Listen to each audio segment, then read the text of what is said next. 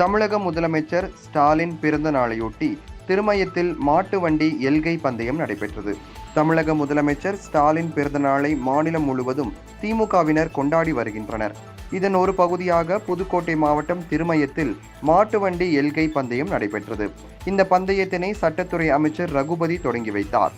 பெரிய மாடு, சிறிய மாடு என இரு பிரிவுகளாக நடைபெற்ற இந்த பந்தயத்தில் பெரிய மாடு பிரிவில் 6 வண்டிகளும், சிறிய மாடு பிரிவில் 10 வண்டிகளும் கலந்து கொண்டன. பெரிய மாட்டு வண்டிகளுக்கு 8 மைல் தூரமும், சிறிய மாட்டுக்கு 6 மைல் தூரமும் இலக்குகளாக நிர்ணயிக்கப்பட்டு இந்த பந்தயம் நடைபெற்றது.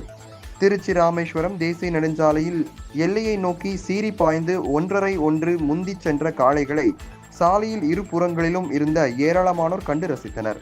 இந்த பந்தயத்தில் வெற்றி பெற்ற மாட்டு வண்டிகளின் உரிமையாளர்களுக்கும் அதனை ஓட்டி வந்த சாரதிகளுக்கும் ரொக்க பரிசு வழங்கப்பட்டது.